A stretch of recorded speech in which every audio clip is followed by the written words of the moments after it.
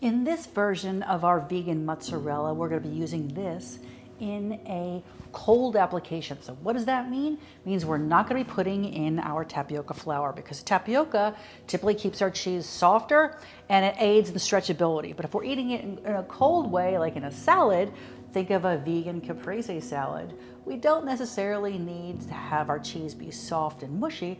We want it to be a little bit firmer. So for a cheese plate or cold application, I recommend eliminating the tapioca. We are going to be using an unsweetened plant milk. Here I have my cashew milk, so it's a little bit thicker. It's very creamy, but make sure it's unsweetened.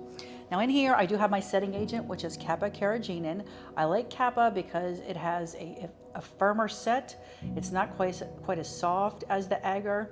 Make sure you read all the reference documents. It talks about the differences between kappa and agar. And then in here, I also have my salt as well as my nutritional yeast. For our acid, I have lemon juice.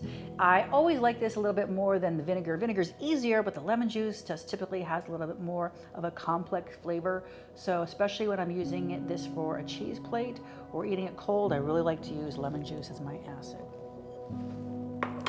So I'm gonna give this a blend, and the only other ingredient we're putting in here is, of course, our coconut oil. Make sure that it is de-scented and has no flavor in the coconut oil.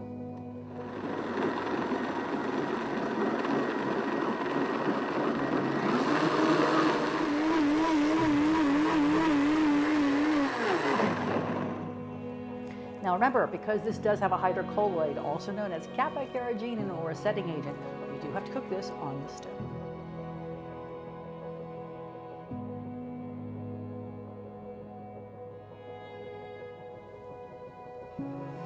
Now after I cook it, I do like to re-blend it, pop it back in the blender, and then now I take an ice cream scoop, and now I'm creating my caprese balls. So I have some ice cold water here, and I'm just going to drop my balls underneath the water, and that's setting my cheese. And then I'm going to drop in the rest of this spoon, and then just continue on scooping these out, plunging them underneath the water, and then they will set.